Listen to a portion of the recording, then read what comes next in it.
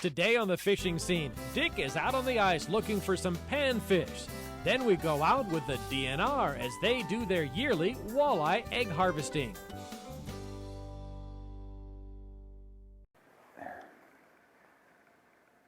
Hey folks, ice fishing here in the upper Midwest. Got a little bit of a small sunfish there. You know, when I left the house this afternoon to come out and do a little shooting and fishing with my camera gal, Raina Benson, I had my locator sitting right next to the door, all charged up.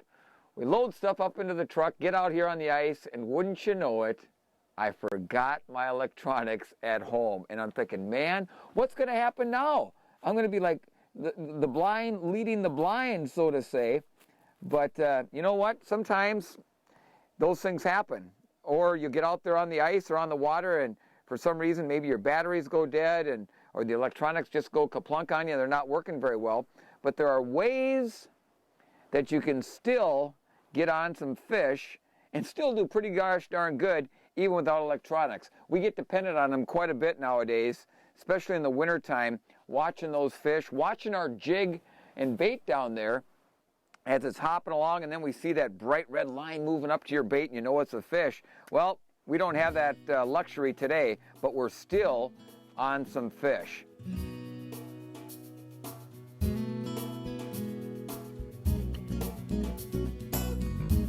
There's one. Come here, buddy. There we go. There we go. Yeah, that's not a bad one there, huh? All right. Yeah, nice fish. Now what I did was, you know, everybody talks about, especially in the summertime, using a slip knot to, with a slip float. We use them in the wintertime also. But I particularly, myself, don't like to fish with a float in the wintertime. I just like to really feel that fish, concentrate, watch my line, watch the end of my rod tip for a little bit of a movement. But I still want to know where I'm at the bottom in conjunction with the bottom of the lake. Now with these small jigs we're using these little Lindy pounder jigs, they're called. Very, very small jigs, very lightweight, so you can't really feel it when they're down there on the bottom. So first off, what you want to do is take these little clip weights that you can get in any tackle shop, any sporting goods store around where you live, and what they do is they hook right onto your hook, just like that, and they're very heavy, and so what that enables you to do is get right down to the bottom right away. Then you can see how deep it is. Before you do that though, before you tie on your jig, what you want to do is take that slip knot, slide it up onto your line, and then what I normally do in the summertime, or if I'm fishing a float, I will clip off the excess ends on it, but I don't want to do that this time. I want to keep those so I can see where I'm at a lot better. Then I lower it down into the water. I get about 6 inches off the bottom. I put my slip knot there. Now I am set to go. Now I've got my Lindy taser light there. We'll get this glow pounder jig all ready to go. And now, even though I don't have my flasher, and even though I'm not using a float, I can still get on the fish down there. What I'll do now, I'll let my line out until I get to my slip knot, and there it's coming through my guides now on my rod tip. I'll let it down.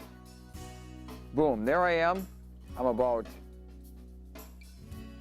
3 inches, 4 inches off the bottom, and I'm just jigging, and I'm watching my rod tip.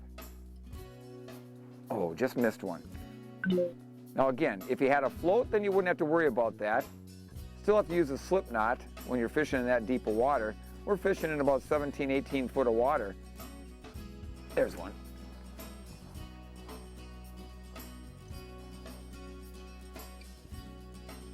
That's a better one. Come on, buddy. Come on. Ah, there we go.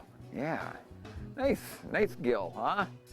Nice gill on that little pounder, Lindy pounder jig with a waxy and no electronics. How about that?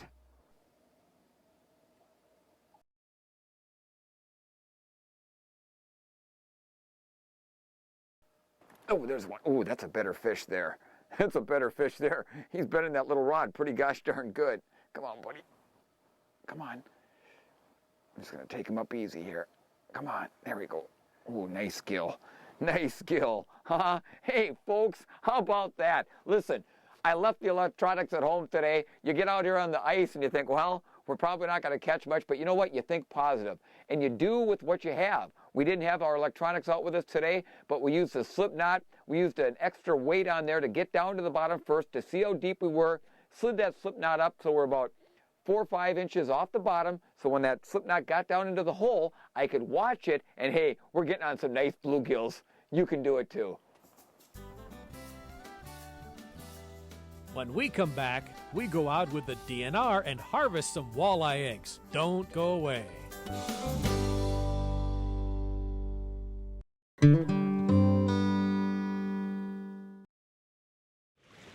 For 100 years or so, we've been collecting eggs at the Lake Sally egg take site. On the north end of Lake Sally, it's where the Pelican River flows into Lake Sally. And it's a traditional spawn-taking site where we collect walleye eggs and hatch walleye fry. We've got a seasonal walleye hatchery on the location, and so each year, in the spring of the year, usually about the first week of April or so, we'll set up a walleye trap and intercept the walleyes that would normally be swimming up Pelican River to spawn. And we take the females and separate them out, check them to see if they're ripe or green still. A green fish isn't ready to release her eggs and a ripe fish is. And then we'll separate the males out into separate cribs. And then we'll take each individual female that's ripe and basically squeeze the eggs into a pan, fertilize them with sperm from the males, add water and stir them with our high-tech feathers. And that's where fertilization is taking place. In the pan, in the first 30 seconds or so, that the water gets mixed in with the eggs and the sperm.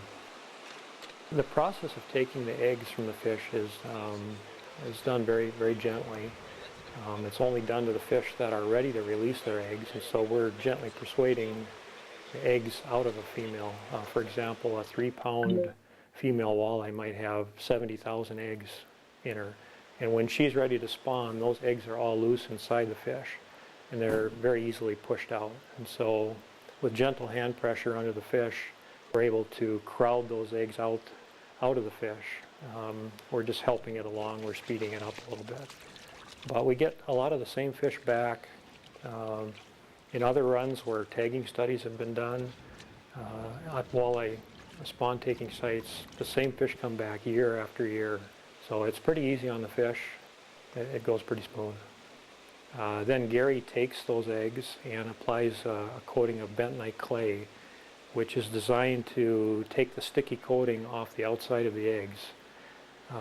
That keeps them from sticking in the hatchery jars. In nature, that sticky coating serves a purpose. It allows the eggs to stick down in between the cracks and crevices of rocks in rivers and windswept shoal areas that are gravelly and rubbly. But in the hatchery, we really don't want those eggs to stick together because they stick to themselves and they can't get enough oxygen, or the waste products can't be washed away, and they suffocate and get fungus and die. So we apply the clay, we stir them around, that takes the sticky coating off, and then they sit in a tub for about 3 to 4 hours where they harden off, and in the next I suppose in about 4 hours or so, they're hard enough for us to jar them up in the hatchery. We set our trap up, and this is a model simulation of what's going on out on the lake, so that the lead is blocked into shore. The lead extends from the mouth of the trap into the shore, and this portion would represent Lake Sally and our trap, and then the Pelican River and Muskrat Lake behind us here.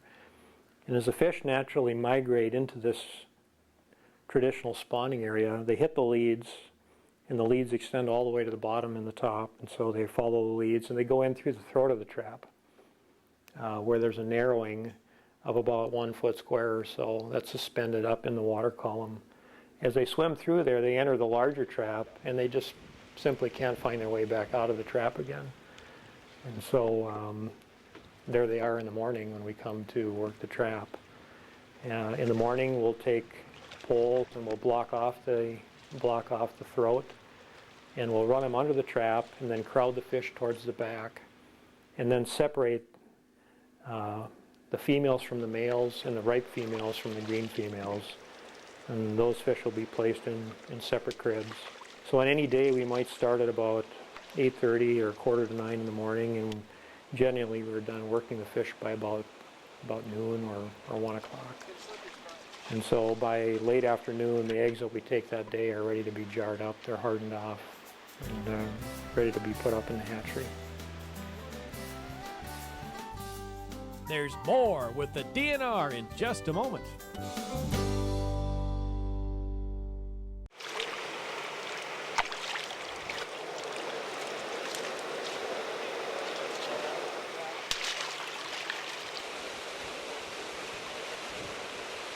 After we collected the eggs out on the spillway there, we bring them in the hatchery, and we just keep them in that tub that you saw out on the dock for about 4 hours. After we've taken the eggs, they start to swell with water, and we call that water hardening. After about 4 hours, we can handle them much more easily than we could out there where they're very fragile and we were stirring them with the feather. So after 4 hours, we can handle them, and then we call jar them up. We put them on these hatchery jars on this, what we call a battery. A hatchery battery is just a series of troughs with fresh water running through each trough, and on the trough are these spigots, and under each spigot is a hatchery jar that looks like this, and there's the jar, and in the middle of each jar is a standpipe that has it's raised off the bottom a little bit, and the water enters the jar down the middle and comes out the bottom of the jar and then goes up and exits the jar on the back side back into the trough. And the water in the battery works its way down through the trough and through all the jars. When the water enters in the middle of the jar and comes down, it exits at the bottom and lofts all the eggs, so that the eggs are continually moving and getting fresh water and oxygen. These eggs that you see here are fairly light in color, and as they age, they become darker and darker until just before they hatch, when they're almost black in color, and you can see the eyeballs of the walleye inside each individual egg, and then they eventually hatch. We can see some of those older eggs on the other side of the battery over here. Here we have some jars that have been on the battery now for almost 3 weeks since these eggs were taken. And you can see how dark in color they are. And if you look closely, you can see the eyeballs of the fish inside of each egg. And there are some fry that are hatching here. As they hatch, we call them fry. And they're swimming up this. They follow the current up to the jar and then eventually out the spigot on the back side of the jar and into these troughs. They work their way all the way down through the troughs and go out a pipe in the bottom of the battery that goes to a large fry tank on the other side of the hatchery. These jars, when they started, had about 350,000 eggs in each jar.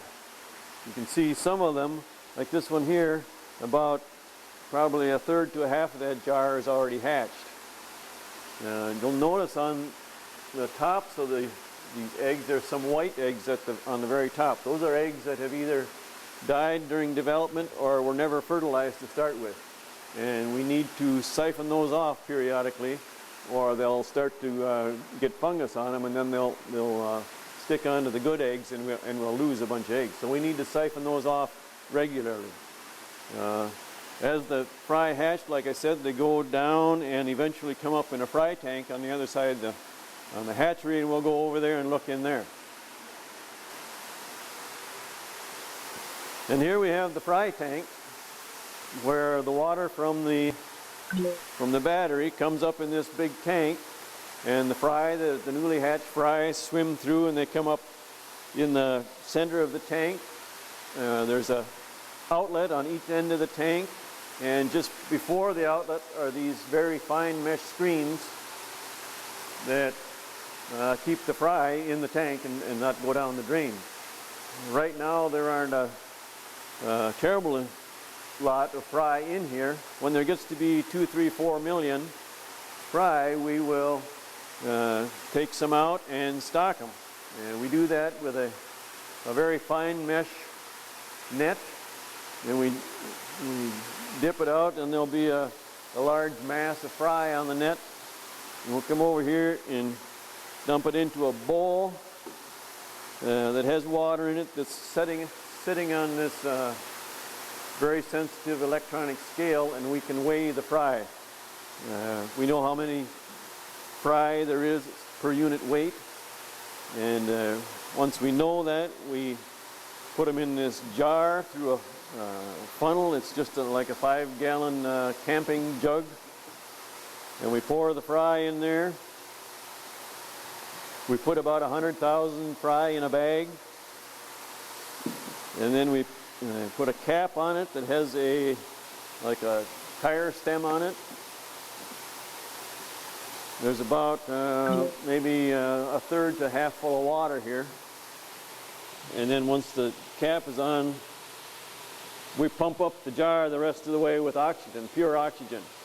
So now we have this bag with about 100,000 fry in it. It's half full of water and the rest is oxygen. And we take this on our trucks and take it out, either out to a lake and stock it, or we can stock it into a rearing pond. We have a number of rearing ponds around the area.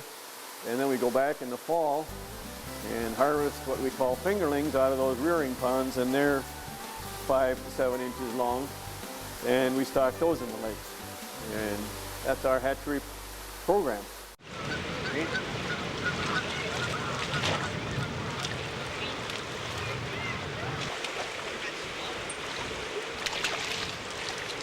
Ready?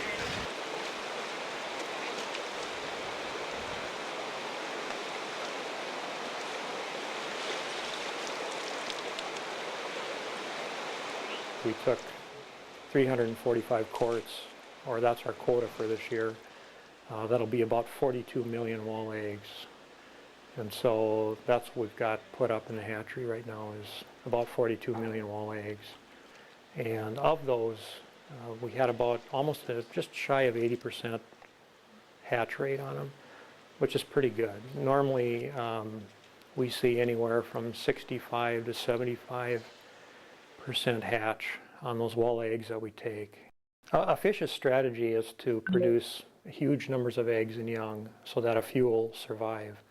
And the mortality on these fry is quite high, but that's normal. That's a normal situation. They're not like deer or other mammals that produce a few young and take care of them. They produce lots of young in hopes that a few will make it through, all the while knowing that there's going to be a lot of mortality out there.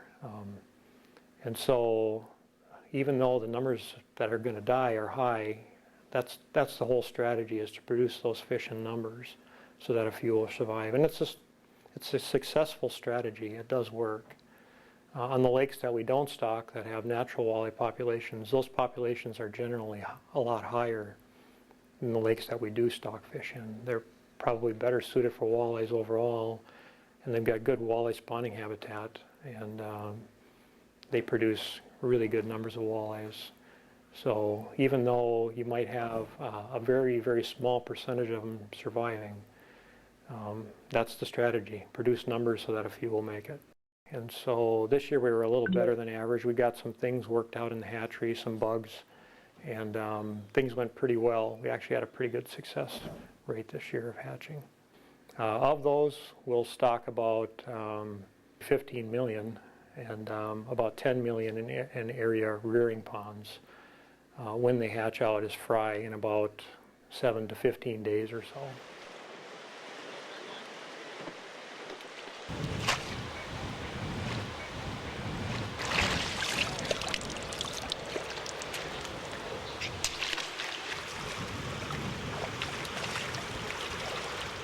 The fish you see with the lumps and bumps are, we see that quite often in the spring.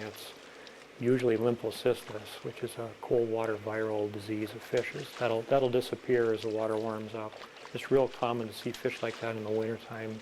In the springtime, under cooler water conditions, it's nothing to worry about. We don't have some kind of abnormal disease outbreak. You could eat those fish. There's no harm to humans in the virus. It's a virus specific to fish. That occurs every year. We see it every year. That's what this hatchery is really all about. It's designed to stock lakes that don't have natural reproduction, that have stocking as part of their management plan. We've got quite a few area lakes that have walleye stocking as part of their plan.